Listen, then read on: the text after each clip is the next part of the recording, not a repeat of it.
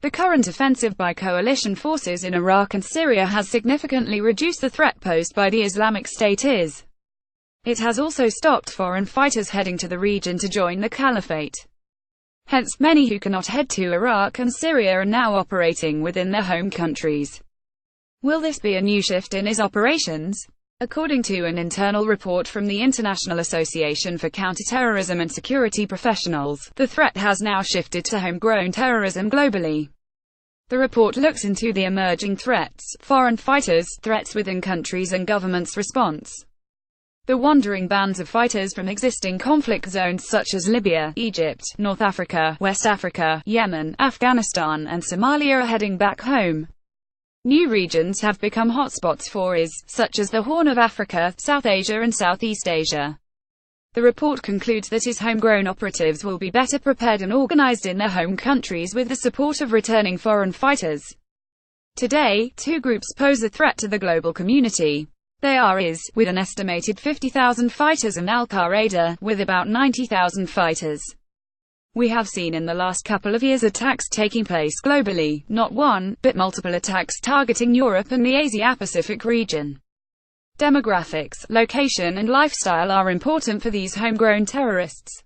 There is less culture shock, and skills are more easily transferable. The environment is also conducive as they were born and bred in these countries. Blending into the community of Europeans, Americans, Asians and Africans in Europe is not a problem. Hence, the threat from these homegrown and returning foreign fighters is greater. IS has a vast intelligence network and sharing of information through social media.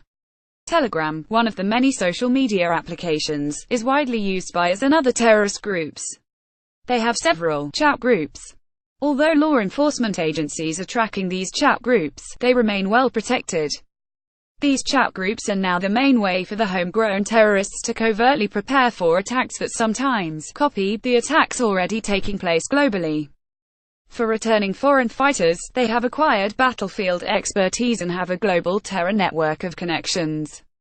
They are considered extremely dangerous, according to terrorism analysts. They are also particularly effective at radicalizing new recruits, according to research done by Partnership for Conflict, Crime and Security Research. Radicalization prevention and de-radicalization programs are the best strategic tools for governments to adopt to counter this new threat. Governments must also bear in mind that the most vital tool is intelligence and information sharing among countries. Globally, the threat will differ from region to region, and law enforcement agencies must determine the capabilities, motives and modus operandi of these homegrown terrorists and returning foreign fighters. Governments must also realize that people in general are poor at calculating risks. A terrorist incident creates widespread public fear. Governments cannot afford to ignore this fact. Although the risk to an individual member of the public may be small, the overall risk at a national level is far higher.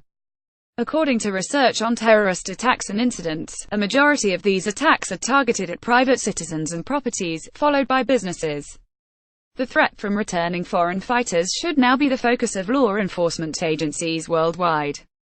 German sociologist Max Weber's theory of monopoly on violence, which a state claims to belong to it, will now be usurped by terrorists if the state is unable to control the violence within its borders. Andrin Raj is a national security and counterterrorism expert, is Southeast Asia Regional Director for the International Association for Counterterrorism and Security Professionals Center for Security Studies.